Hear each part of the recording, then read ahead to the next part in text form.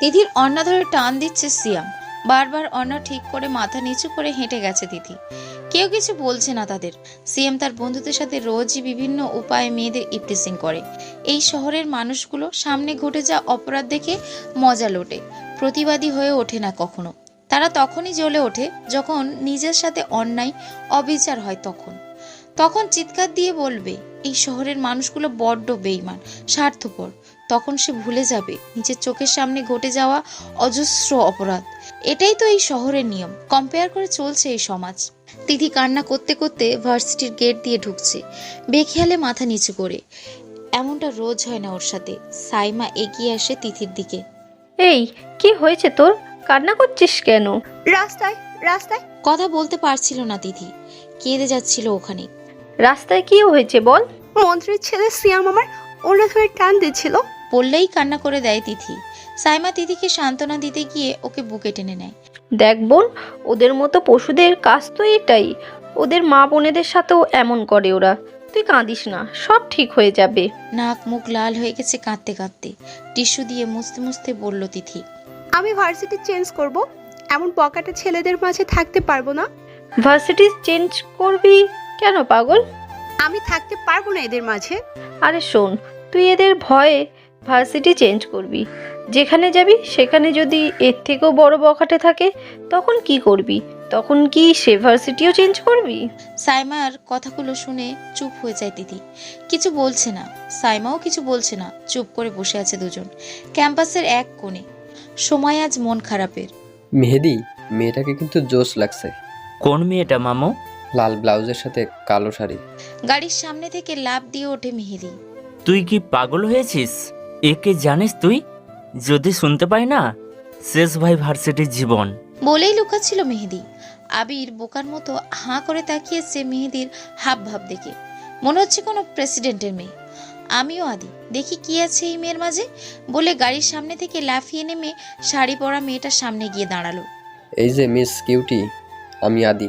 বলেই হাত বাড়ায় তার দিকে। সে চুপটি করে দাঁড়িয়ে আছে, তাকিয়ে আছে আদির চেহারার দিকে। আদি নিজের হাতটা সরিয়ে আবারও বলল, এই যে মিস কিউটি, আপনি নিজেও মনে হয় জানেন না আপনি কতটা হট। বলার সাথে সাথে আদির দুই পায়ের মাঝে ব্যথা অনুভব করে। চেপে বসে পড়ে আদি। নিঃশ্বাস আটকে আসছিল, পুরো শরীর থমকে গেছে। তখন মেয়েটা বলল, হট জিনিসের থেকে সব সময় দূরত্ব বজায় রেখে চলতে হয়, না জানে কখন হাত পুড়ে যায়। ধন্যবাদ ভাইয়া আপনার প্রশংসার জন্য। বলেই চলে যায় মেয়েটি। মেহেদি আদির সামনে এসে পেট ধরে হাসতে পারছে না, মাটিতে গড়াগড়ি করে হাসতে মন চাইছে আদির অবস্থা দেখে। ভাই রাখ তোর হাসি। বলেই চুপ হয়ে যায় আদি। নেহারিকা, সবাই নেহা বলে ডাকে তাকে। 6 মাস দেশের বাইরে ছিল, তাই আদির কাছে অপরিচিত। বেশ ডেঞ্জারাস মেয়ে। মেহেদি আদিকে সাবধানে থাকতে বলে। মেহেদি আদির হাত ধরে টেনে তোলে। আদি মনে মনে বলে, সাবধানে চলবো মানে? এর সামনেও আসবো না আর। স্যার, আমার দেশলাই পাচ্ছি না। বলেই লাফিয়ে ওঠে সামনের সিটে বসে থাকা ছেলেটা। পাগলের মতো বাবরি চুল, খোঁজা খোঁজা দাড়ি, শরীরে কোনো রকম শার্ট প্যান্ট আছে, দেখতে পাগলের মতো লাগছে। রেগে গিয়ে বলে, স্যার। এই, তোমাকে ভার্সিটি আসতে বলে কে শুনি? স্যার, আমার দেশলাই। সিগারেট খেতে হবে, প্রচুর মাথা ধরেছে স্যার। দেশলাই হবে। ক্লাসরুম থেকে বেরিয়ে যায় স্যার। এত অসম্মান একজন শিক্ষককে করলে তার ইগোতে বাদে। ক্লাসরুমের সবাই ছেলেটার দিকে তাকিয়ে আছে। প্রায় মাস হলো এখানে আসার। প্রতিদিনই ক্লাসের প্রথম সারির যে কোনো একটি চেয়ার দখল করে ঘুমিয়ে থাকতো, একটা ক্লাস মিস দেয়নি। কিন্তু এমন একটা ছেলে প্রাইভেট ভার্সিটিতে পড়তে আসছে ভাবা যায় না। দেখলে ভিখারি মনে হয় সবার। অধ্যক্ষ জনাব জুবায়ের কবিরের রুমে দাঁড়িয়ে মাহফুজ স্যার একটু আগেই অপমানিত হয়ে ক্লাসরুম ছেড়ে চলে আসছিল। সে পাশে বসা সেই পাগল ছেলেটি। তোমার অপরাধের শাস্তি কি হতে পারে তুমি তা জানো? ভার্সিটি থেকে বহিষ্কার, এতটুকুই। তা এখন কি করবে ভাবছো তুমি? আমার বাবাকে জিজ্ঞেস করবেন না আমাকে ডাকছেন কেন? ও মাই গড, ছেলেটা রাগে কটমট করে উঠেছে। প্রিন্সিপাল স্যার মাথা ঠান্ডা করে বলে, স্যারের কাছে ক্ষমা চাও। এরপর যদি এরকম বেয়াদবি করেছো তাহলে। প্রিন্সিপাল স্যারের কথা শেষ না হতেই ছেলেটি সরি স্যার। বলে উঠে চলে গেল চেয়ার ছেড়ে। আসছি স্যার। বিদায় নিয়ে চলে গেল ছেলেটি। এরকম বেয়াদব ছেলে দ্বিতীয় আর একটি দেখেনি তারা। প্রিন্সিপাল স্যার মাহফুজ স্যারকে বলল, আমাদের এটা প্রাইভেট ভার্সিটি, যার বাবার ক্ষমতা আর টাকা আছে তাদের একটু তো সুযোগ দিতেই হয়। আপনি তো একজন অধ্যাপক, আপনি না হয় ওকে একটু বুঝিয়ে বলুন। দেখুন স্যার, ছেলেটা এমন নয়। ওর বাবা আমার কাছে বন্ধু বলে সবটা বলেছে। পিতামাতার পরেই তো একজন শিক্ষক তার খেয়াল রাখে। আপনি না হয় একটু দেখুন, চেষ্টা করে ছেলেটাকে গুছিয়ে ঠিক করতে পারেন কিনা। জি স্যার। বলেই মাহফুজ স্যারও বেরিয়ে আসতে চাইলো রুম থেকে। পিছন থেকে জনাব জুবায়ের কবির বলল, যদি আপনি ওর মাঝে সামান্য পরিমাণে পরিবর্তন করতে পারেন, তাহলে ওর বাবার পক্ষ থেকে সামান্য উপহার হিসাবে একটা ফ্ল্যাট বাসা আর একটা ছোট্ট BMW ব্র্যান্ডের একটি গাড়ি। মাহফুজ স্যার থমকে যায় তার কথা শুনে। ছেলেটার মাঝে এমন কি আছে? লম্বা চুল এলোমেলো হয়ে আছে তার চেহারায়, মুখের উপর দাড়ি গোঁফ ভরে আছে। কতদিন যে এই চেহারায় সেভ করা হয় না তা অজানা। শহীদ মিনারের পাশে দাঁড়িয়ে সিগারেট শেষ টান দিয়ে ফিল্টারটা পায়ে পিষে আসছিল ক্লাসে। এমন এক ছেলে সে, যার দিকে মেয়ে তো দূরের কথা, ছেলেরাও ঠিক মতো তাকায় না। সামনেই নিহারিকা বান্ধবীদের সাথে আড্ডা দিচ্ছে। অদ্ভুত সে ছেলেটার সাথে ধাক্কা লেগে ওর হাতের মোবাইল নিচে পড়ে যায়। ও হ্যালো, অন্ধ নাকি? ছেলেটা শুনেও না শোনার মতো করে হেঁটে যাচ্ছে। সামনেই পথ আটকায় সিয়াম। সিয়ামের হাতে জ্বলন্ত সিগারেট, পিছনে তাকে সাপোর্ট করা ছেলেপুলে। সিয়াম বলল, নাম কি তোর? কোনিয়ারে? চুপ হয়ে আছে ছেলেটা। বারবার জিজ্ঞাসা করে এখন বুকে ধাক্কা দিয়ে বলল সিয়াম। কি রে, তোর কথা কানে যাচ্ছে না? বলে একটা থাপ্পড় দেয় ওর গালে। চোখ বুজে যায় ছেলেটার। রক্ত লাল টুকটুকু হয়ে জমা হয়েছে ছেলেটার চোখে। চুলের আড়ালে সে চোখ লুকিয়ে গেছে।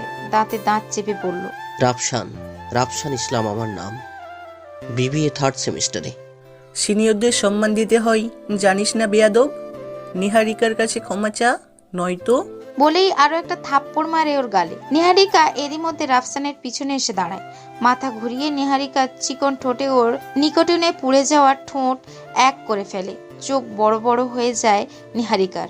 স্তব্ধ সিয়াম বাহিনী। রাফসানের পিঠ বরাবর সিয়ামের আঘাত সামলাতে না পেরে সামনে এগিয়ে যায় রাফসান। নিহারিকা তখনও রাফসানের কালো ঠোঁটে আবদ্ধ। নিহারিকা পিঠ ঠেকে যায় দেয়ালে। দুই হাতে সমস্ত শক্তি দিয়ে ধাক্কা দিয়ে রাফসানকে সরিয়ে নিজের ঠোঁট মুছে নেয় রুমাল দিয়ে। সিয়াম বাহিনী ঝাঁপিয়ে পড়ে রাফসানের উপর। যে যেখানে থেকে পারছে আঘাত করছে রাফসানের দেহে। কিছুক্ষণ আঘাত করে তারা চলে যায় সেখান থেকে। ঠোঁট ফেটে রক্ত বের হচ্ছে রাফসানের। ডান হাত দিয়ে ঠোঁটের কোনায় ঝরে যাওয়া রক্তটুকু মুছে তাকায় সামনের দিকে। অনেকেই তাকিয়েছে ওর দিকে। পাগলের মতো ছেলেটা পাবলিক সার্কাস দেখে যেমন করে ঠিক তেমন করে তাকিয়েছে। মাথা চুলকাতে চুলকাতে পকেটে হাত দিয়ে দেখে সিগারেট আছে কিনা। নেই একটাও। মাথায় সিগারেটের নেশা চেপেছে। মেহেদি আর আদি বসে বসে সিগারেট টানছে ভবন এরিয়ার বাহিরে। রাফসানের চোখ এড়ায়নি সেটা। বসা থেকে উঠে দাঁড়িয়ে চলে যায় তাদের কাছে। ভাই, সিগারেট হবে একটা? কথাটি বলে মাথা চুলকাচ্ছে রাফসান। আদি ভেবাজেকা খেয়ে তাকিয়েছে ছেলেটার দিকে। এর আগে কখনো দেখেনি তারা। আদি মনে মনে ভাবে জুনিয়র হবে, তাই জিজ্ঞাসা করে, কত সেমিস্টার? ভাই, 3য় সেমিস্টারে। স্বস্তির নিঃশ্বাস ফেলে আদি। সেম ব্যাস, মনে হয় অন্য ডিপার্টমেন্টের। তা আগে কখনো দেখিনি যে এ ক্যাম্পাসে। মাসখানেক হলে এসেছি ক্যাম্পাসে। হেই, আমি মেহেদি আর ও আদি, সেম ব্যাচ। বলেই হাত বাড়িয়ে দেয় মেহেদি। ভদ্রভাবে রাফসান তার হাত বাড়িয়ে দিয়ে বলে, আমি রাফসান। বলে পাশে বসে তাদের। সিগারেট দে একটা। এবার মেহেদি স্তব্ধ হয়ে যায়। মাত্র দেখা হলো আর এখনই তুই তাকারি করছে। তুমি তো ভাই আজব জিনিস। একটু আগেই তো সিয়ামের হাতে উত্তম মাধ্যম খেয়ে আসলে, আর এখন এমন স্বাভাবিক কেমন করে? মেহেদি কথা বলে পকেট থেকে ডার্বি ব্র্যান্ডের একটা সিগারেট বের করে দেয়। রাফসান কোনো কথা না বলেই আগুন জ্বালায় সেটাতে। স্বাদ নেই, কেমন যেন ভ্যাপসা ভ্যাপসা লাগে। কিন্তু কিছুই বললো না রাফসান। আপাতত এইটুকু দিয়েই চালাতে হবে। কোনো ক্লাস নেই আজ। ক্লাস থাকলেও হয়তো ক্লাসরুমের টেবিলের সাথে মাথা ঠেকিয়ে ঘুম ছাড়া আর কিছুই হতো না রাফসানের। ভার্সিটির প্রধান গেট থেকে বেরিয়ে হাঁটতে শুরু করলো সে। পিছন থেকে কারো ডাক শুনে সেদিকে তাকায় রাফসান। মাহফুজ স্যার। এই রাফসান, দাঁড়াও। জি স্যার। কোথায় যাচ্ছ? বাসায় স্যার। গাড়ি নেই তোমার? আছে স্যার। তাহলে হেঁটে যাচ্ছ কেন? সৃষ্টিকর্তা আমাদের শরীরে দুটো পা দিয়েছেন, যা দামি গাড়ির চাইতেও বেশ আরামদায়ক। আমি তা দিয়েই চলাচল করি। কষ্ট হয় না তোমার? স্মৃতিতে ডুবে যাওয়া নৌকার মাঝি আমি স্যার। কষ্ট কি জিনিস জানি না আজও। এত গম্ভীর কেন তুমি? হেসেই থমকে যায় রাফসান। চোখের কোণে ছলছল জল জমেছে। মাহফুজ স্যার বুঝতে পারে তার জীবনের অধিকাংশ কষ্টেই অতিবাহিত হয়েছে। মাহফুজ স্যার বলে, সিগারেট খাবে? মাথা নিচু করে আছে রাফসান। বখাটে হলেও স্যার মানুষের সামনে সিগারেট খাওয়া ঠিক হবে না। তখনকার কথা মনে হতেই আরো লজ্জাবোধ করছে সে। স্যারের সাথে বেয়াদবি করা ঠিক হয়নি। মাথা তুলে স্যারকে বলল, সরি স্যার, ক্লাসরুমের ঘটনার জন্য। আমি তখন অন্য স্থানে ছিলাম। ইটস ওকে ইয়াং ম্যান, এ সময় একটু আধটু হয়। সিগারেট নিতে পারো বন্ধু হিসাবে। এখন ক্লাসে কিংবা ভার্সিটির ভিতরে নেই যে স্যার ভাববে, বন্ধু ভাবতে পারো। মাহফুজ স্যারের কথা শেষ না হতেই তার হাতের সিগারেটটা টান দিয়ে নিয়ে বলে, আরে ইয়ার কি বলবো যে, এমন পরিস্থিতিতে আছি বলার বাইরে। সিগারেটের ধোঁয়ায় আর কাজ হয় না, গাঁজা লাগবে, পারবি এনে দিতে? বলেই রাফসান মাহফুজ স্যারের কাঁধে হাত রাখে। ভয়ে হাঁটু কাঁপতে শুরু করে মাহফুজ স্যারের। ছেলেটা নিশ্চয়ই পাগল হয়েছে মনে মনে বলে। রাফসানের হাতটা সরিয়ে পিছনে ফিরে এক দৌড়। কে দেখে মাহফুজ স্যারকে? সামান্য এতটুকুতেই ভয় পালিয়েছে স্যার, অথচ আমার সাথে বন্ধুত্ব করতে এসেছিল। বাসায় এসে নিজের ময়লা কাপড়গুলো খুলে আয়নার সামনে দাঁড়ায় সে। বুকের উপর একটা বুলেটের আঘাত, ধারালো তরোয়ালের আঘাতে বুকের বাম পাশটায় একটা গভীর ক্ষত। মুহূর্তে সেই ক্ষত সাদা শার্টের আড়াল করে। বাবরি চুলগুলো এলোমেলো হয়ে আছে, দাড়ি খুব জট বেঁধে আছে প্রায়। ফ্যানের বাতাসে কাজ হয় না। ছাদে চলে যায় সে। উত্তপ্ত রোদের মাঝে শীতল বাতাসে শুয়ে থাকে সেখানে। উত্তপ্ত ছাদে ঝলসানো গরম পিঠের চামড়া পুড়িয়ে ফেলে। তাতে তার কিছুই মনে হচ্ছে না। এ তো রোজকার কাজ, অভ্যাসে পরিণত হয়েছে। বস, রাফুর কোনো খোঁজ মেলেনি আজও। এদিকে ব্ল্যাক ড্রাগন তাদের প্রধান অস্ত্রটাকে হারিয়ে বেসামাল হয়ে উঠেছে ক্রমশই।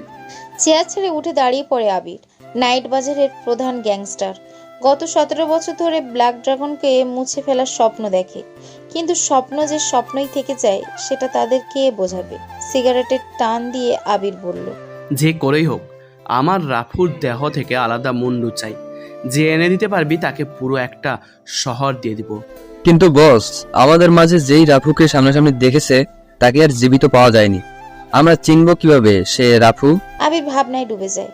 হঠাৎ করে পাশ থেকে আলিফ বলে, বস, যেহেতু আমরা কেউ রাফুকে চিনি না, কিন্তু ওদের গ্যাংয়ের মেম্বারদের তো চিনি। মূল গ্যাংয়ে না ঢুকে শহরের মাঝে লুকানো সদস্যদের নির্যাতন করেই তো বের করতে পারি। সবচেয়ে ভালো হবে মেয়ে সদস্যদের নির্যাতন করলে। কাজটা সহজ হবে বলে মনে হয় আমার। অগ্নিদৃষ্টিতে তাকায় আবির আলিফের দিকে। মাথা নিচু করে ফেলে সে। আবির বলে, ভালো আইডিয়া। তোরা আরিফের বলা কাজ অনুযায়ী সন্ধান শুরু করে দে। দেখি ব্যাটার আপু কতদিন গর্তে লুকিয়ে থাকে। রাত তখন 12টা।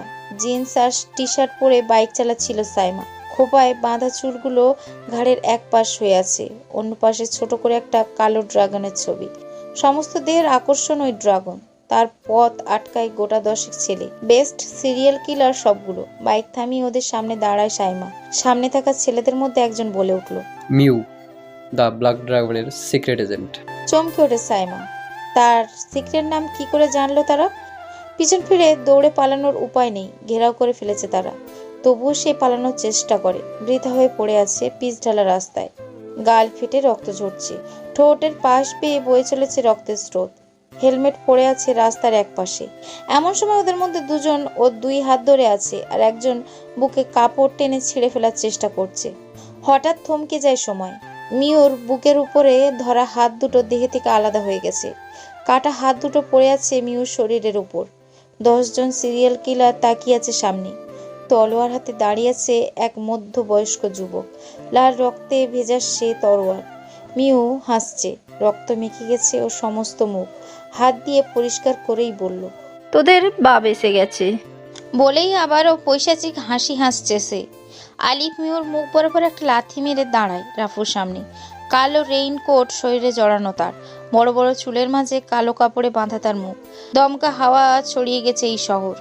সামনে 10 জন সিরিয়াল কিলার, একাই সামনে দাঁড়িয়ে রাফু। নিস্তব্ধতা ছেয়ে যেতেই ঘোর অন্ধকার নেমে আসে। যতক্ষণে সে অন্ধকার পরিষ্কার হয়ে আসছে ততক্ষণেই সামনে 2 ফুট স্তব্ধ কাটা লাশের উপর দাঁড়িয়ে রাফু, হাতে আলিফের কাটা মাথা। মিও নিজের ঠোঁট মুছে বসে রাফুর সামনে। এক হাঁটু পিচ ঢালা রাস্তায়, অন্য হাঁটুতে ভর করে মাথা নিচু করে আছে। হঠাৎ করে রাফু মিউর চুল ধরে টেনে তুলে পাশের দেয়ালে ঠেকিয়ে তরোয়ালটা ওর বুকে আধা ইঞ্চি ঠেকিয়ে বলল, ওরা কারা ছিল? রাফুর চোখে অগ্নিদাহ জ্বলছে, বুকের ব্যথায় কাতর মিউ। মিউ আজ পর্যন্ত রাফুর চেহারা দেখেনি, শুধু নাম শুনেছে মাত্রই। রাফু এক আতঙ্ক। হঠাৎ সেই আতঙ্কেই মৃত্যু হয়। দৈহিক মৃত্যু নয়, মানসিক মৃত্যু। কেন বা কিসের জন্য তা অজানা সবার কাছে, কিন্তু কাউকে খুঁজছে সে। কাদের কথা বলছেন? চোখে জল গড়িয়ে পড়ছে মিহুর। রাফু আবার বলল, সেদিন রাতে কারা ছিল? আপনি কি বলছেন বস? আমি কিছুই বুঝতে পারছি না। সেদিন রাতে আমার আর আমার ভালোবাসার উপর কে বা কারা হামলা করেছে? আমি জানি না বস। আমি জানি তারা ব্ল্যাক ড্রাগনের লোক। আমি তাদের ফাইটিং টেকনিক দেখেই বুঝতে পারি ওরা ড্রাগনেরই কেউ। কিন্তু কে বা কারা আমার উপর অচেতন অবস্থায় হামলা করেছে? তাদের মাঝে একজনের কাটা হাতের অংশ আমার কাছে আছে, যেখানে ব্ল্যাক ড্রাগনের ট্যাটু লাগানো। বিশ্বাস করেন বস, আমি জানি না তারা কারা। এই নিয়ে দলের ভেতরে কথাও হয় না। ভিতরের কেউ একটা ধামাচাপা দিতে চাচ্ছে। বস, রিফাদের অ্যাক্সিডেন্টে হাত কাটা পড়েছে, সে খবর চলছে দলের ভেতরে খুব গোপনে। রিফাত কোথায় এখন? জানি না বস। রাফু তরোয়াল মিহুর বুক থেকে সরিয়ে আনে। রক্তের স্রোত বয়ে চলে মিহুর বুকে। ক্ষত শরীরে বসে পড়েই সেখানে। রাফু ধোঁয়ার মতো মিশে যায় শহরের বুকে। সকাল তখন 10টা। সকল পত্রিকায় হেডলাইন, আগন্তুক এই শহরের মৃত্যুর খোঁজ। লাশের পাহাড় রাতের অন্ধকারে। আবিরের টেবিলের উপর খবরের কাগজ পড়ে আছে। আলিফ সহ আরো 10 জন সিরিয়াল কিলারের লাশের ছবি স্পষ্ট। নির্মমভাবে হত্যা করা হয়েছে তাদের। অনন্ত মাথা উঁচু করে বলল, বস, আলিফ তো কাল ড্রাগনের একজন এজেন্টের কাছে গিয়েছিল তাকে হত্যা করার জন্য, কিন্তু অনন্তকে থামিয়ে আবির বলল, ওদের মৃত্যু কি কোনো পুলিশের হাতে হয়েছে? না বস। তাহলে কি ওই এজেন্টেরই হাতে? মনে হয় না বস। একটা মেয়ে হয়ে 10 জন বেস্ট কিলারদের সাথে পেরে ওঠার কথা না। তাহলে কাজটা রাফুরই হবে। আলিফ মরে গেছে ঠিকই, কিন্তু মরার আগে আমাদের অর্ধেক কাজ করে দিয়ে গেছে। রাফু এ শহরে আছে কোথাও ঘুপটি মেরে। উত্তরা থানায় লাশগুলো রিপোর্ট করা হয়। বেশ ক্রিটিক্যাল কেস মনে হচ্ছে। ক্রিমিনাল কোনো ক্লু ছেড়ে যায়নি এখানে। সব কয়টি লাশের থেকে দেহের অংশবিশেষ আলাদা আলাদা করে ফেলা হয়েছে। খুনি কোনো মামুলি একজন নয়, কয়েকজন হতে পারে। কিন্তু কেন এমন হয়েছে? কোনো গ্যাংস্টার নয় তো? তাহলে তো বেশ বড় সমস্যা। চিন্তায় মগ্ন সাব ইন্সপেক্টর হুমায়ুর কবি। কেসটা ঘেঁটে দেখতে হবে। পার্সোনাল বাইকটা নিয়ে বাহির হয় ঘটনাস্থলে।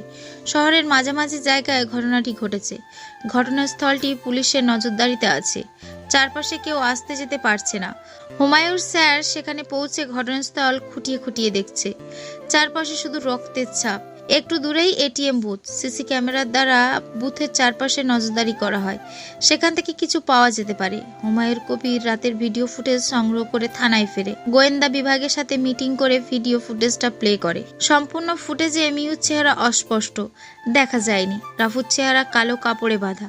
কিন্তু আলিফের সাথে থাকা সিরিয়াল কিলারদের অনেককেই চিনতে পেরেছে। তারা বলল, এরা তো টপ সিরিয়াল কিলারদের মধ্যে আছে। ক্রিমিনাল রেকর্ডে তাদের অনেক ফাইলও ধুলো জমে গেছে প্রমাণের অভাবে। হুমায়ুর কবির ভাবনায় ভেসে যায় প্রশ্ন তুলে, এরা যদি টপ সিরিয়াল কিলারের মধ্যে থাকে, তাহলে এদের যে একাই খুন করেছে তার লেভেল কতটুকু? চিন্তার বিষয়। যে করেই হোক এই কিলারকে বের করতেই হবে। প্রথমে মেয়েটাকে খুঁজতে হবে কি বলছে তার কাছে। এলোমেলো চুলে রাফসান প্রবেশ করে ভার্সিটির প্রধান গেট থেকে। সিয়াম তার বন্ধুরা ক্যাম্পাসের একপাশে বসে এক মেয়েকে র্যাগিং করছে। অন্না নিয়ে নিয়েছে তার, নাচতে বলছে একটা বাজে গানে। মেয়েটাও মনে হয় তত সুবিধের নয়, ওই টাইপেরই মেয়ে। চোখে কোনো ভয় নেই, নেই লজ্জা। তাদের ইশারায় নাচছে। মাথা নিচু করে কেটে পড়ে সেখান থেকে।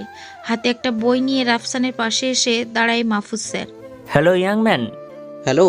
কেমন আছো তুমি? বিষাদে জর্জরিত। তা এই বিষাদের কারণটা কি জানতে পারি? স্যার, আপনার মেয়ের সাথে আমার বিয়ে দেবেন কি? ইম্পসিবল। তাহলে এত পার্সোনাল প্রশ্নের উত্তর জানতে চেয়ে লাভ নেই। তুমি তো দেখছি। স্যারের কথা মুখ থেকে টেনে নিয়ে রাফু বলল, স্যার থাক, প্রশংসা করতে হবে না। ইডিয়েট। জন্মগত স্যার। অসভ্য। স্যার, রক্তে মিশে আছি। দাঁতে দাঁত কটমটিয়ে চলে গেল মাহফুজ স্যার। রাফসান কাঁধে ঝুলানো ব্যাগ থেকে একটা রেডবুল নামক ড্রিঙ্ক বের করে পান করতে শুরু করে। পিছন থেকে তিথি রাফসানের কাঁধে হাত রেখে বলল, ভাইয়া, আমার বান্ধবী সাইমাকে দেখেছেন কোথাও? বলেই তিথি তার মোবাইলে সাইমার একটা ছবি তুলে ধরে ওর সামনে। মেয়েটা কি দেখতে মাইরি, মন চাচ্ছি। বলেই তিথির হাত থেকে মোবাইলটা কেড়ে নেয় সিয়াম। রাফসানের পিছু নিয়ে আসছিল সিয়াম। তিথির মোবাইলে সাইমার ছবি দেখে মন্তব্য করে সে, ভাই, কাজটা ঠিক হচ্ছে না। নিচু স্বরে কথাটা বলল রাফসান। সিয়াম চাইছিল রাফসান কিছু বলুক, ঠিক তখনই সিয়াম রাফসানের শার্টের কলার ধরে বলল, আমি যাই করি তাতে তোর কি বে? বলেই ধাক্কা দিচ্ছে রাফসানকে। ভাই আপনার ঘরেও তো মা বোন আছে, মেয়ে জাতিকে সম্মান দেন না ভাই। শালা, তোর কত বড় কলিজা, আমাকে জ্ঞান দিতে আসিস? আমি এখানে এই মুহূর্তে করব, তাতে তোর বাপের কি রে? কথাটা শেষ হতে না হতেই চোখে ঝাপসা দেখতে শুরু করলো সিয়াম। ঠোঁট কেটে গেছে ওর। মুখের কাছে হাত নিতেই সামনে একটা দাঁত হাতে এসে পড়ে। সামনে সিনা টান করে দাঁড়িয়ে আছে রাফসান। বাবরি চুলগুলো পিছনে গুছিয়ে বেঁধে ফেলে সে। মাটিতে পড়তে পড়তে সিয়াম বলল, তুই আমার গায়ে হাত তুলেছিস? তুই জানিস আমি কে? কি আমার পরিচয়? আমার ভাই কে? কি এমন পরিচয় তোর, শুনি একটু। রাগে তার চোখ লাল হয়ে গেছে। আর যাই হোক, মায়ের জাতিকে নিয়ে কটূক্তি করা হজম করতে পারে না রাফসান। দ্য ব্ল্যাক ড্রাগনের নাম শুনেছিস? হিসু করে দিবি তুই আমার ভাইয়ের পরিচয় জানতে পারলে? রাফসানের হাঁটু কাঁপতে শুরু করে। আমতা আমতা করে বলল সে। আপনার ভাই কি গ্যাংস্টার রিফাত? আর কিছু বলল না সিয়াম। সিয়ামের বাহিনী সিয়ামকে তোলে। রাফসানের পেটে দুটো লাথি মারে সিয়াম। আমার উপর হাত তোলা হয় তাই না? বলেই ওর হাতে দুটো আঘাত করে আয়রন রড দিয়ে। মনের তৃপ্তি নিয়ে চলে যায় সিয়াম। এই অত্যাচার হজম করে চলে আসতে চাইছে রাফসান। পিছন থেকে তিথি বলল, কি দরকার ছিল ওদের সাথে ঝামেলায় জড়ানোর? আমি জানতাম না ওর ভাই এত বড় গ্যাংস্টার। এখন জেনেছেন তো? হ্যাঁ। কোন ডিপার্টমেন্ট? ম্যানেজমেন্টে আছি, 3য় সেমিস্টার। আমি তিথি, মার্কেটিং এ। Same batch. Oh good. ভার্সিটিতে নতুন নাকি? এর আগে কখনো দেখিনি যে। হ্যাঁ, মাত্র 1 মাস হলো এসেছি। চলো কোথাও বসি। দুঃখিত, আমার ক্লাস আছে। বলেই চলে যায় রাফসান। আনমনে থাকে সব সময়। কখন কি করে তা নিজেও বুঝতে পারে না। রাফসানের বাবা এই শহরের ওয়ান্টেড ক্রিমিনাল, ব্ল্যাক ড্রাগনের সৃষ্টিকারী। সেই সব থেকে দূরে দূরেই চলছে। রাফসানের এইসব ভালো লাগে না। পিতার মুখ দেখেনি কতদিন হলো। হাসপাতাল থেকে ফোন আসে তিথির কাছে। সাইমা ফোন করেছে। ওই হারামি, কোথায় তুই? আমি তোকে কতবার ফোন করছি, বন্ধ বলছে। ফোনটা রিসিভ করে কথাগুলো বলে তিথি। নরম কণ্ঠে জবাব দিল সাইমা। দেখ বইন, রাতে সামান্য অ্যাক্সিডেন্ট হয়েছিল, ব্যথা পেয়েছি, তাই হাসপাতালে ভর্তি আছি। কোন হাসপাতালে আছিস বল। সাইমা ঠিকানা বলতেই ফোন রেখে তিথি দ্রুত চলে যায় তার কাছে। রাফসানকে আজ অন্যরকম লাগছে। চুলগুলো পেছনে গোছানো, দাড়িতে জট বাঁধার মতো সোজা হয়ে আছে। কালো ঠোঁট অন্যরকম। মাহফুজ স্যারের ক্লাস আজ। লাস্ট বেঞ্চে বসে আছে রাফসান। মোবাইলে গেম খেলছে। গেমে ঢিসক্যাও ঢিসক্যাও শব্দে বিরক্ত হচ্ছে পুরো ক্লাস। বিরক্ত হয়ে মাহফুজ স্যার বলল, এই হ্যালো, ক্লাস ভালো না লাগলে বের হয়ে যাও আমার ক্লাস থেকে। তুই আর তোর বোরিং ক্লাস তুই কর। মনে মনে বলতে বলতেই বের হচ্ছিল রাফসান। কি যেন বুদ্ধি করে বলল, স্যার আপনার এই বোরিং ক্লাসের চাইতে আদ্রিতা ম্যামের ক্লাস ভাল লাগে। বলেই রাফসান হাঁটা দেয় মাঠের দিকে। পিছনে স্যার বলছিল, এই ছেলে, এই কি বললে তুমি? রাফসান পিছন ফিরে তাকায় না, মুচকি হাসি হাসছে। তার কাছে এগুলো ভালোই লাগে। হুমায়ুন কবির সে লাশের পোস্টমর্টমের রিপোর্ট নিয়ে ঘাঁটছে। কিছু মিলছে না। কিছু তথ্য সংগ্রহ করে তারা। জানতে পারে নাইট বাজারের গ্যাংয়ের লোক ছিল মৃত ব্যক্তিরা। কে মেরেছে তা অজানা। পুলিশ তার কাজ চালিয়ে যাচ্ছে। সাইমা হাসপাতালে বুকের ক্ষতস্থানে চেহারায় ব্যান্ডেজ করে বসে আছে। তিথি পৌঁছাতেই বলল সাইমা, তিথি, রাফু তো রিফাতকে পাগলের মতো খুঁজছে। হঠাৎ থমকে যায় তিথি। রাফু নামটা শুনে। গ্যাংয়ের হয়ে কাজ করছে বহু বছর হয়ে গেল। কখনোই চেহারাটা দেখেনি, শুধু শুনেছে এর নজর যার দিকে যায় তার মৃত্যুর ভয় হৃৎপিণ্ডে কম্পন করে। তুই আর কি জানিস? দেখেছিস ওকে? না দেখিনি, অন্ধকার ছিল। রাফুর জ্ঞান ছাড়েনি, ওকে হত্যা করার চেষ্টা হয়েছিল। কি বলিস এগুলো? হ্যাঁ সত্যি বলছি, রাফু নিজের মুখে বলেছে। আমি রিফাতের খোঁজ পেয়েছি হয়তো সাইমা। কি বলিস? হ্যাঁ, যাকে খোঁজার জন্য ভার্সিটি জয়েন করেছি সে সিয়াম ছিল, রিফাতের ছোট ভাই। আজ ভার্সিটিতে এক গ্যাঞ্জামের সময় সিয়াম সত্যিটা বলে ফেলে সবার সামনে। ও সিট, সিয়াম কোথায় আছে এখন? ভার্সিটিতে আছে। চল তাড়াতাড়ি। কোথায় যাব? ভার্সিটি। সিয়ামের উপর বিপদ আছে নিশ্চয়ই। আর তাছাড়া বস বলেছে রিফাতের খোঁজ যেন কেউ কিছুই জানতে না পারে, বিশেষ করে রাফু। রাফুর মাথা ঠিক নেই, আতপাগলা হয়ে ঘুরছে। কখন কি করে বসে কেউ টের পাবে না। তাই গতকাল রাতে যখন আমার কাছে জিজ্ঞাসা করেছিল তখন মন গড়া ইতিহাস বলে দিয়েছি। কিন্তু রিফাত তো ড্রাগনের বেস্ট কিলার, তাহলে রাফু ওকে মারবে কেন? বললাম না, রাফুকে হত্যার চেষ্টা হয়েছিল, আর সেটা হয়তো গ্যাংয়ের ভিতরেই কেউ। কিন্তু বস এইগুলো ধামাচাপা দেওয়ার চেষ্টা কেন করছেন বুঝতে পারছি না। ঘাবলা আছে বস। আগে সিয়ামকে রক্ষা করি, তারপর দেখা যাবে। হ্যাঁ চল। বলেই রওনা হয় ভার্সিটি। এই শহরেই মাত্র এই ভার্সিটিতে ব্ল্যাক ড্রাগনের সকল গুপ্তচরদের ঘনিষ্ঠ স্বজনদের ভর্তি করানো হয় গোপনে। ভার্সিটির ম্যানেজমেন্ট পর্যন্ত এসব টের পায় না। ভার্সিটি পৌঁছে সিয়ামকে পাওয়া যায়নি, তারা খুঁজছে। কেউ বলেছিল হাসপাতালে গেছে, সেখানেও পাওয়া যায়নি ওকে। তবুও সারাদিন সিয়ামের কোনো খোঁজ মেলেনি। মধ্যরাত তখন পার্টি করে ফিরছে সিয়াম। দুটো বাইক পথ আটকায় সিয়ামের। তিথিয়া সাইমা কালো জ্যাকেট গায়ে, হেলমেট খুলে নামে তার সামনে। সিয়াম তাকিয়ে আছে ওদের দিকে। ভার্সিটির সবচেয়ে চুপচাপ মেয়ে দুটো লেডি বাইকার, ভাবতেই স্বপ্নের মতো লাগছে ওর কাছে। ধাপ করে তিথি সিয়ামের বুকে একটা লাথি মেরে চুলগুলো ঠিক করে নিল আর বলল, এটা আমাকে বিরক্ত করার জন্য। মাটিতে পড়ে যায় সিয়াম। সাইমা সিয়ামের হাত মুখ টেপ দিয়ে বেঁধে ফেলে। সিয়াম নিজেকে মুক্ত করার চেষ্টা করছে, কিন্তু পারছে না। তিথি বলল, সাইমা, ওকে এখন কোথায় নিয়ে যাবি? বস বলছিল ওকে নিয়ে রেস্ট হাউসে রেখে আসতে। কিন্তু রেস্ট হাউস তো চট্টগ্রামে। আমরা এখন চট্টগ্রামে যাচ্ছি। যার জন্য সিয়ামকে তুলে সামনে তাকাতেই কাউকে দেখতে পায় তারা। কালো বাইকের উপর কালো হেলমেট পরে বসে আছে কেউ। তিথিয়া সাইমা মুহূর্তের মধ্যে কোমরে গুজে রাখা রিভলভার বের করে তাক করে তার দিকে। নিখোঁজ নিশানা তাদের। বাইক থেকে নেমে হেলমেট খুলতেই চমকে ওঠে তারা। তিথি বলে ওঠে, রাফসান।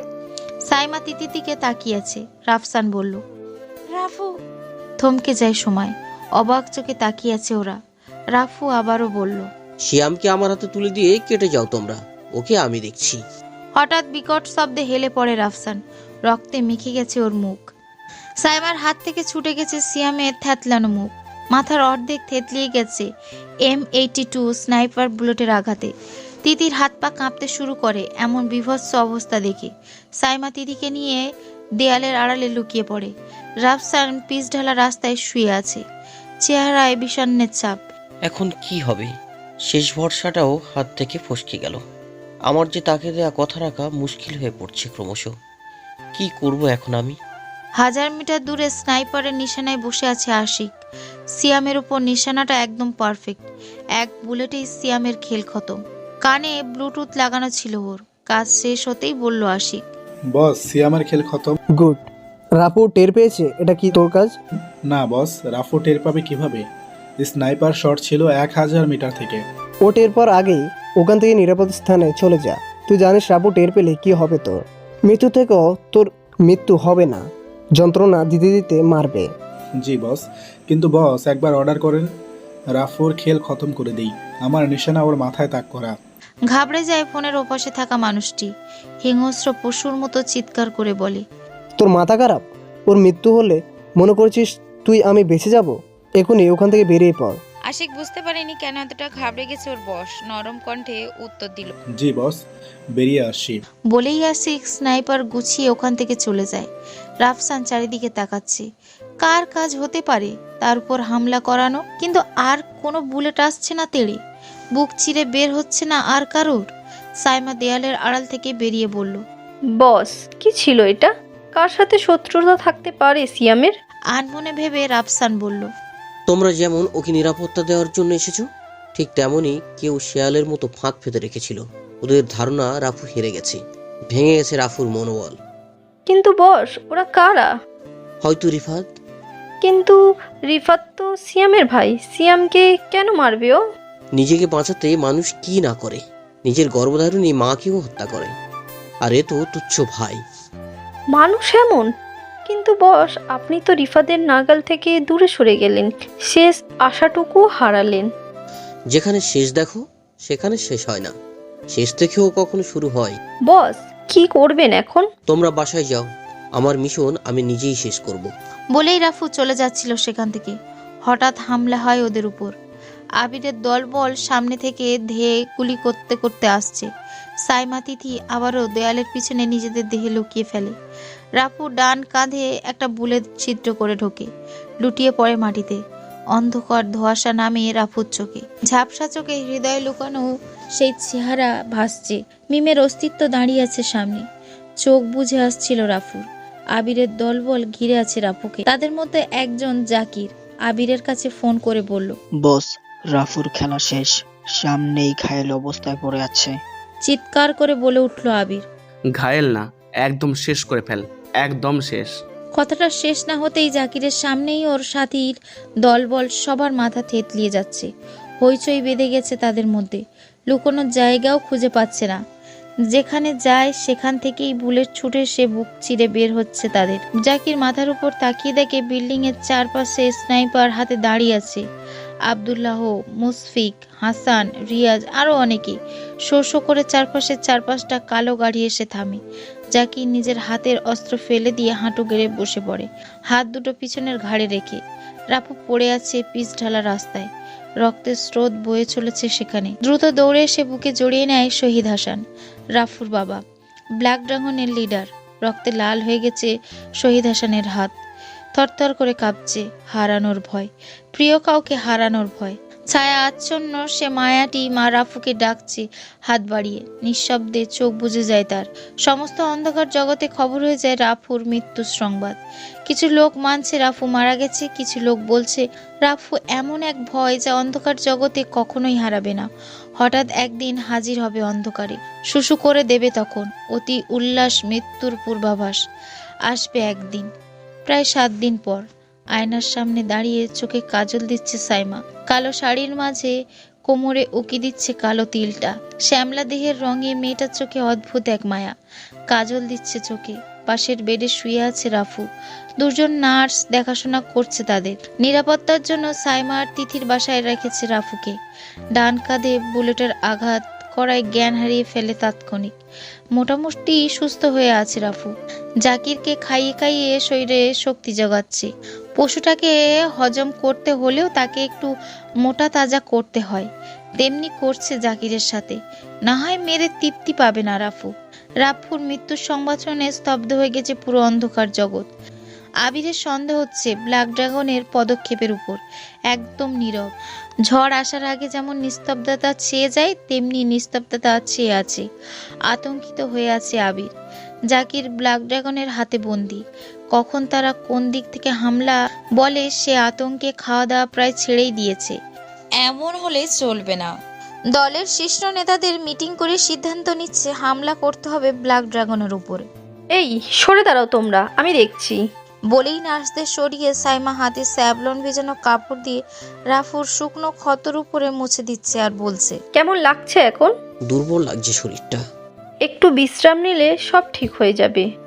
সাইমা কথা বলছিল আর মুছে দিচ্ছিল ওর ক্ষতস্থান। চুলগুলো বারবার রাফুর মুখে আসছিল, বিরক্ত হচ্ছে ও বারবার। দরজা ঠেলে রুমে আসছে তিথি, হালকা ফর্সা দিয়ে টপ আর টাইট গেঞ্জি পরে আছে। কলার কাছ থেকে হালকা নিচে বুকের উপরে তিলটা নজর কাড়ে রাফুর। হাঁ করে তাকিয়ে আছে ওর দিকে। শুকনো ঠোঁটে কতদিন বৃষ্টি নামেনি সেটা গুনতে চেষ্টা করছিল রাফু। আতশোয়া হয়ে রাফু বলল, তোমাকে সুন্দর মানিয়েছে তিথি। Thank you boss. যত সব নষ্টামি। বলেই মুখ ভেঙচি চলে গেল সাইমা। কথাটা আসতে বললেও রাফুর কান পর্যন্ত পৌঁছায়। কিছু বলেনি রাফু। সাইমা চলে যাওয়ার পর রাফু বলল, কি করছো এখন? কিছু না বস, এই তো আপনার সেবায় নিয়োজিত। আমার সেবা তো নার্স করছে। না মানে ওই আর কি, দেখাশোনা করি। কোথায় দেখাশোনা করো দেখি? বস কিছু বলেন না, দেখাশোনা কিভাবে করে তা কি দেখানো যায়? কেন দেখানো যাবে না? দেখার এতই যখন শখ, দেখিয়ে দিচ্ছি। বলেই ফিটিং গেঞ্জিটা উপরে উঠিয়ে পিছন থেকে CZ-75 SP-01 মডেলের পিস্তলটা রাফুর দিকে তাক করে। রাফু বলে ওঠে, hey CP-75, my favourite one. Trigger টিপতেই ধাপ ধাপ করে দুটো শব্দ, স্তব্ধ চারিদিকে। মুচকি হাসি দিয়ে বলে তিথি, এমন দেখাশোনা করি। তিথি নরম কোমরে হাত দিয়ে বুকের উপর নিয়ে নেয় রাফু। হাত বাড়িয়ে এলোমেলো চুলগুলো কানের পাশে গুজে দিয়ে বলল, এতটা হিংস্রতা কোমলমতি মেয়ের হাতে মানায় না। হিংস্র কার সাথে থাকলে নিজেকে একটু কঠোর বানাতে হয় মিস্টার রাফু। কিভাবে হিংস্র মনে হলো? এমন কাছ থেকে দুটো বুলেটের শব্দেও চোখের পলক পড়েনি যার, তাকে হিংস্র বলবো না তো কি বলবো? এ বুকে আর কত বুলেটের আঘাত সহ্য করতে পারবে বলতে পারো? 2 বার মৃত্যুর মুখ থেকে ফিরে এসেছি, এখন মৃত্যুকে ভয় হয় না যতটা ভয় হয় আপন মানুষগুলোকে হারিয়ে। বলেই ক্লান্তির নিঃশ্বাস ফেলে রাফু। গভীর ক্ষত সৃষ্টি যে হৃদয় তা বহন করছে কাউকে না জানিয়ে। তিথি মেয়েটা শরীরে ঠিক তার মতোই সুভাষ। মুখটা তার কানের পাশে নিয়ে মন ভরে নিঃশ্বাস ভিতরে নিতেই চিরে ওঠে বুকের মাঝে। 2 হাত দিয়ে ধাক্কা দিয়ে কিছুটা দূরে সরিয়ে দেয় তিথিকে। বুকটা জ্বলছে রাফুর দাউ দাউ করে। চোখের কোণে জল জমেছে, নরম ঠোঁট থরথর করে কাঁপছে। মুহূর্তেই নিঃশ্বাস আটকে গেছে ভিতরে, দাউ দাউ করে জ্বলছে কিছু, ধুক ধুক করে শব্দ হচ্ছে ভিতরে। তিতির ঠোঁট রাফুর বিষাক্ত ঠোঁটে একাকার, সমস্ত শরীরে রিল্যাক্স মুডে চলে আসছে আস্তে আস্তে। নিজেকে মুক্ত করে বিছানা ছেড়ে উঠে যায় তিথি। রাফু নিস্তব্ধ। সিগারেট আছে তিথি? না বস। বাহির থেকে আনতে পারবে? জি বস। একটা আকিজ বিড়ি আর ব্যানসনের প্যাকেট একটা। জি বস। আকিস বিড়ি? অবাক হওয়ার মতো হা করে আছে তিথি। রাফসান বলল, দুনিয়াতে সবকিছু স্বাদ একটু একটু নিতে হয়, তবে আকিজ বিড়ির একটু স্পেশাল কি জানো? না বস। এটার নেশায় বুক চিরে যায়, যা দামি ব্র্যান্ডেও পাওয়া যায় না। কিন্তু বস। আমি কোনো কিন্তু খুঁজতে চাই না তিথি, আমার লাগবে, এটাই সমাপ্তি। তিথি আর কোনো কথা বলল না, চলে গেছে রাফুর রুম থেকে। নার্স দুটোকেও বাহির করে দেয় রাফু। দেহে জড়ানো নীল রঙের একটা কাপড়ের মতো কিছু, তা খুলে দাঁড়ায় আয়নার সামনে। বুকের ডান পাশে বড় একটা ক্ষত, ছুরির আঘাতে এসে ক্ষতর সৃষ্টি। বুলেটের দাগটাও রয়েছে তার পাশে। বুকে হাত রেখে ভাবছে তার কথা দিয়েছিল দুজন একসাথে ছোট্ট সংসার বাঁধবে। ছোট্ট তুফান এসে তছনছ করে চলে গেছে, নিয়ে গেছে রাত জাগা স্বপ্ন। যে স্বপ্নের প্রতিশোধের আগুন নিয়ে বেঁচে আছে রাফু, নিজের সহযোগীদের খুঁজে বেড়াচ্ছে অন্ধকারে, ভয়ানক মৃত্যু নিয়ে। 2 বছর আগে, তখন এক বর্ষার সকালে রাফুর সিগারেট শেষ। বাইরে তুমুল বৃষ্টি, বাসায় ছাতাও নেই। বাহির থেকে কাউকে নিয়ে আসতে বলবে, তার কোনো উপায় নেই। 3 কোয়ার্টার প্যান্টের সাথে সাদা একটা গেঞ্জি পরে বাহির হয় বৃষ্টির মাঝেই। দোকানগুলো প্রায় বন্ধ, অনেকগুলো দোকানে তো ঝাঁপ ফেলে রেখেছে। টং দোকানে কোণঠাসা মানুষের ভিড় ঠেলে রাফু সিগারেট নিচ্ছিল। ঠিক সেই সময় গা ঘেঁষে দাঁড়িয়েছিল মিম। কাক ভেজা চুলে দুষ্টু কিছু চুল লেপ্টে আছে গালে। অবাক হয়ে তাকিয়ে আছে রাফু। টুপ টুপ বৃষ্টি বাতাসে থমকে গেছে, চারপাশের মানুষগুলো স্তব্ধ। মিমের গালে লেপ্টে থাকা চুলগুলো হাত দিয়ে সরিয়ে দেওয়ার চেষ্টা করতেই গাল সরিয়ে নেয় মিম। নাক হকচকিয়ে কেমন যেন করলো মিম। অবশ্যই করারই কথা, জানা নেই চেনা নেই, হঠাৎ এমন করা অসহ্যকর। ভয়ে তখন মিম কিছু বলতে পারেনি। রাফু তখন হাঁ করে তাকিয়েছে মিমের দিকে। মামা, এত সুন্দর জিনিস দোকানে রেখেছো কখন থেকে? মামা কিছুই বুঝতে না পেরে বলল, কোন কি ভাই, মোর দোকানে কোন জিনিসটা সুন্দর দেখলেন? মামা, তুমি তো দেখো না কি সুন্দর জিনিস তোমার দোকানে।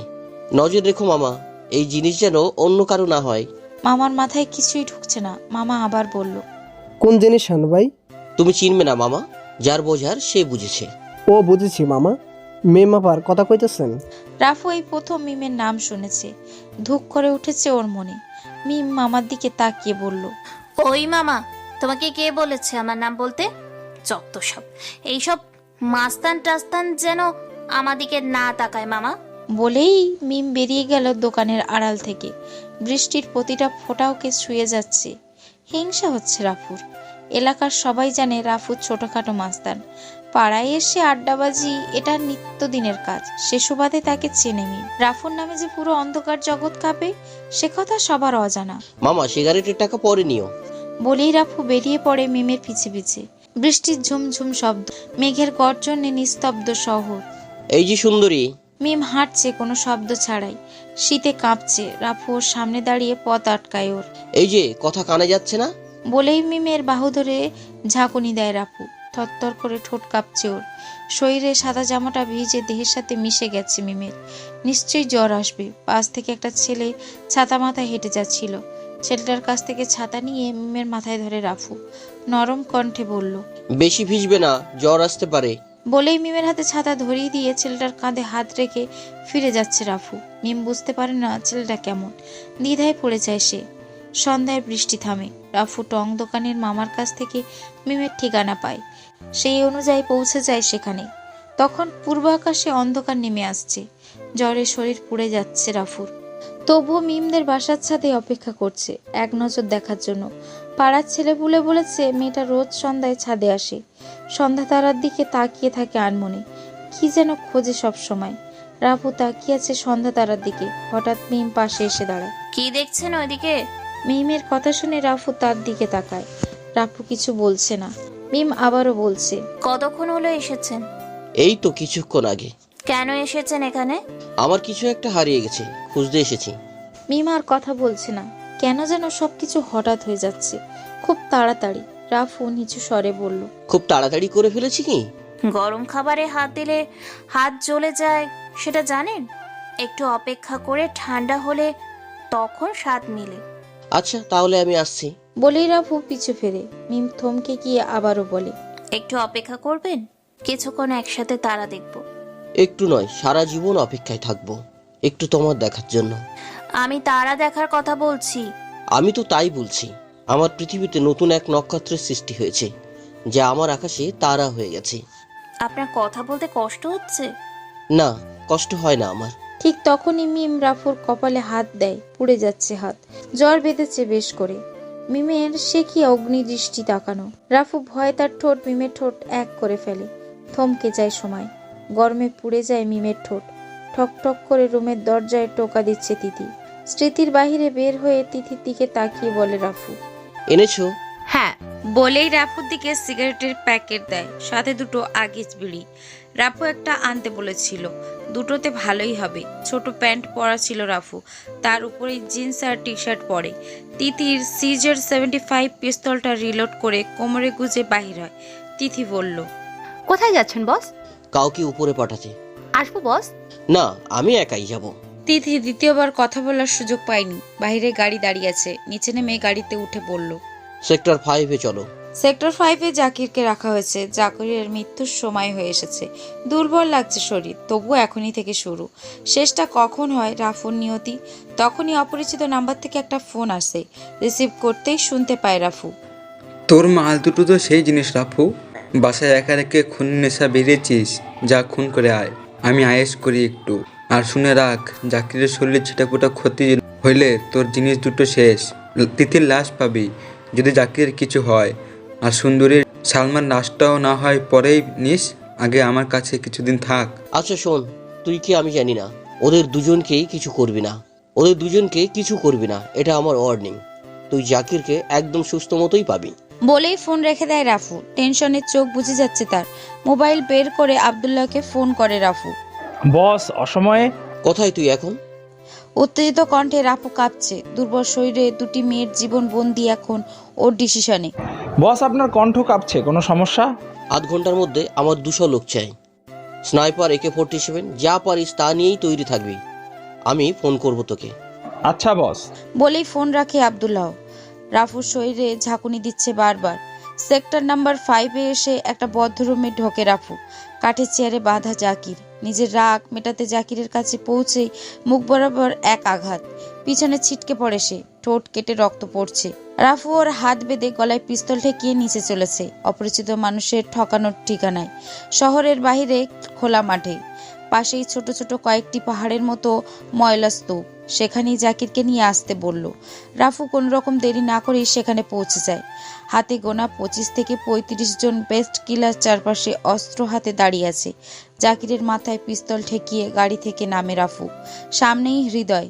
তিথির চুল মুঠোবদ্ধি করে দাঁড়িয়ে আছে। রাফসান বলল, সাইমা কোথায়? একজন বদলে আরেকজনই যথেষ্ট। দ্বিতীয় জনের কাপড় খুলছিস, শালে একটু বেশিই ছিল, তাই মেরে দিছি। বলেই পিছনের দিকে পিস্তল তাক করে সাইমার লাশ দেখায় হৃদয়।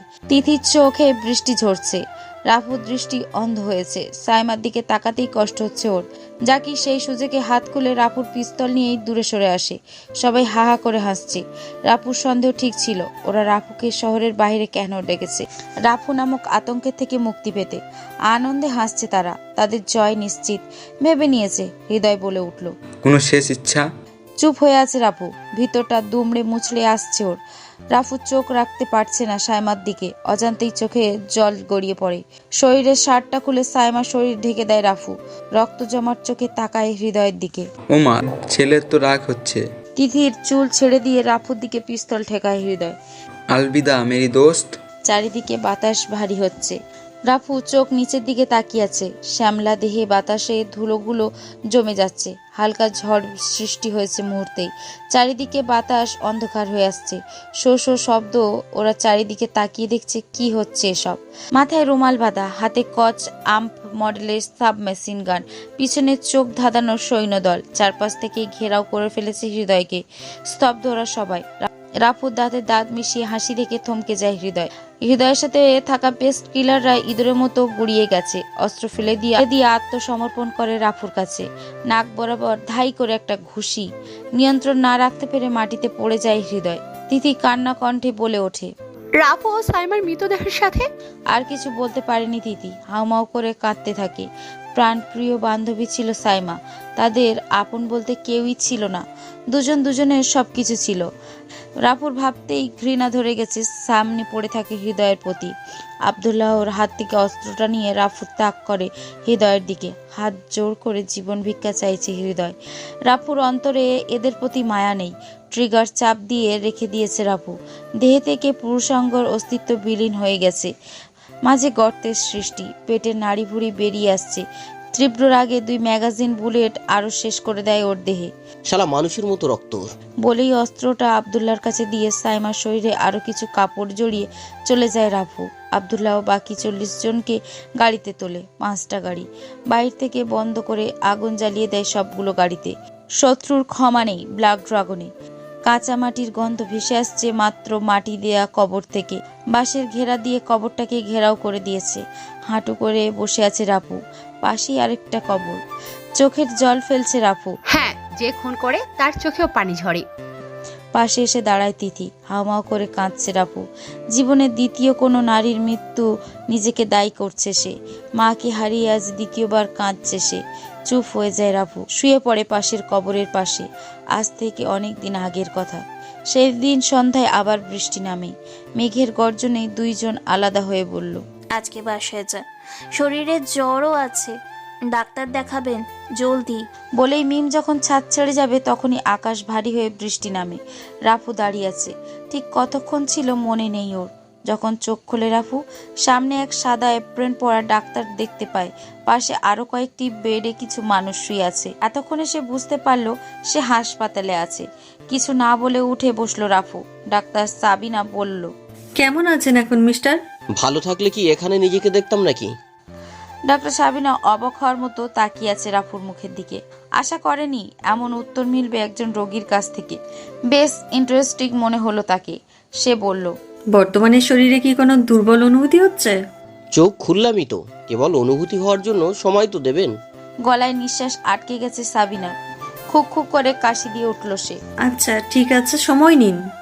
বলে যখন ডাক্তার সাবিনা অন্য জায়গায় যাবে ঠিক তখন পিছন ফিরে রাফু বলল, ম্যাডাম একটা সিগারেট হবে? গলাটা শুকিয়ে গেছে। কি? আপনি কি পাগল? অবাক হওয়ার মতো পিছনে ফিরে তাকিয়ে কথাটা বলল সাবিনা। চেহারায় মুচকি হাসির সাথে অবাক হওয়ার রিয়াকশন। আমি কি 10 মিনিটের জন্য বাইরে যেতে পারি? না, আপনি সুস্থ নন, বাইরে যাওয়া অসম্ভব। রাফু তার কথা শুনে বেড ছেড়ে উঠে যাচ্ছিল। তখনই ডক্টর সাবিনা নার্সের হাতের ঔষধের থলে থেকে সিজার নিয়ে রাফু থেকে এগিয়ে বলল, খবরদার, এখান থেকে উঠে যাওয়ার চিন্তা ভাবলেও পেট ফুটো করে দিব। তারপর অপারেশন করে একটা কিডনি বের করে নিব। বসেন এখানে। ডক্টরের এমন ভয়ঙ্কর আচরণ দেখে গলা শুকিয়ে গেছে রাফুর। মনে মনে বলল রাফু, সালি ডক্টর নয়, যেন ডাকাত। কিছু বলবেন মিস্টার? না না, আপনাকে কিছু বলিনি। আপনার মতো এমন সুন্দর নম্র মানুষকে কিছু বলতে পারি? গুড। মিম নিয়ে এসেছিল আপনাকে, বোন হয় আমার। সাবধান। আচ্ছা তাহলে কি বাথরুম ইউজ করতে পারবো না? ডক্টর সাবিনা কিছু বলল না। রাফু বেড ছেড়ে উঠে বাথরুমে ঢুকেই আব্দুল্লাহকে ফোন করলো। ভাই বাঁচা আমাকে, ভাই বাঁচা। কি হয়েছে ভাই, কোথায় আপনি? বলিস না ভাই, ওই যে মহল্লার পাশে যে হাসপাতালটা আছে না, কি যেন নাম ভুলে গেছি, ওই হাসপাতালের বাথরুমে বন্দি আছি, ভাই বাঁচা। আরে বলেন কি ভাই, মিম ভাবি বাথরুমে আটকে রাখছে নাকি? আরে মিম না, ওর ডাকু বোন। ওয়েট, তুই মিমের কথা জানলি কিভাবে? ভাই লম্বা কথা, আমি হাসপাতালের নিচে আছি, আসছি আপনার কাছে। রাফু আর কথা বাড়ালো না। ফোন রেখে বাইরে এসে বেডে বসে পড়ে, দেয়ালে পিঠ ঠেকিয়ে। হাতে ফল নিয়ে হাজির আব্দুল্লাহ, সাথে রিফাত, আবিদ, রিয়াজ। হাই ভাই, কেমন আছেন এখন? তোর মাথা ফাটিয়ে ফেলো শালা। ভালো থাকলে হাসপাতালের বেডে বসে থাকে নাকি? সেটাও কথা। সিগারেট দে ভাই, এটা হাসপাতাল, এখানে সিগারেট নিষেধ। এখন বল, তুই জানলি কিভাবে মিমের কথা? আর আমি যে হাসপাতালে, তা তুই কিভাবে জানলি? ভাই তুমি আজ হাসপাতালে 2 দিন, এ 2 দিন বেহুশ হয়ে পড়েছিলে এখানে। তো তাতে কি হয়েছে? তোমাকে এখানে কে নিয়ে আসছে খেয়াল আছে? হ্যাঁ, মিম নিয়ে আসছে। সেই মিমি খবর দিয়েছে আমাদের। তোমার মোবাইলে প্রথম ডায়াল কলে আমার নাম্বারই ছিল সেখান থেকে। ও ভালো, এখন আমাকে এখান থেকে মুক্ত কর জলদি। এত তাড়াহুড়ো করলে চলে না বস, তোমার শরীরও ঠিক নাই। এখন বলছো যাবে যাবে, পরে যদি আবার অসুস্থ হও তখন কে দেখবে? তোর দেখতে হবে না, আমি ঠিক আছি। দেখি দেখি কে ঠিক আছে। ওদের পাশ কাটিয়ে মিম রাফুর দিকে আসছিল আর বলছিল কথাটা। রাফু একদম চুপ হয়ে গেছে। মিম আবারও বলল, শরীর কেমন লাগছে এখন? এই তো সুস্থ। তুমি কেমন আছো? আলহামদুলিল্লাহ। আমাকে কি এখান থেকে বাইরে নিতে পারবে মিম? দম বন্ধ হয়ে আসছে। তোমাকে থাকতে হবে যে 2 দিন এখানে, সম্পূর্ণ সুস্থ হলে পরেই যেতে পারবে। রাফু দ্বিতীয় কোনো কথা বাড়ায় না। মিম জুস নিয়ে আসছে, সেটাই খেতে দেয় রাফুকে। জীবনে জুস মুখে দেয়নি সে। আজ নাক বন্ধ করে একটানে খেয়ে ফেলে পুরো গ্লাস। আব্দুল্লাহ পুরো থমকে গেছে। পুরো অন্ধকার জগৎ যার নামে আতঙ্কিত, সে একটা মেয়ের সামনে বেরাল না, না জানি মেয়েটা কত বড় আতঙ্ক। মাথায় যে চলছে তা মোটেও নয়। রাফুর কথা শুনে মস্তিষ্ক চুপ হয়ে যায়, তার বেহুদা খেয়াল থেকে সব সময়। রাফু ভাবছে এখান থেকে কখন পালানো যাবে সেটা। রাফু জুস খাওয়া শেষ হলে মিম বলল, আচ্ছা আমি আসছি তাহলে। মাথা নাড়িয়ে সম্মতি জানালে মিম চলে যায় ওখান থেকে। আব্দুল্লাহ হাসপাতালে সমস্ত খরচ মিটিয়ে এসে দেখে রাফু বেডে নেই। রিফাত বলল, রাফু পালিয়েছে। আব্দুল্লাহ সবাইকে নিয়ে বাইরে চলে আসে। এখানে থেকে আর কোনো কাজ নেই। টং দোকানের সামনে বসে সিগারেটে মুখ দিয়ে বসে আছে রাফু। রিফাত রাফুর পিছনে গিয়ে বলল, ভাই আমরা তাহলে আসি, চাঁদা তুলতে হবে। আচ্ছা যা তোরা।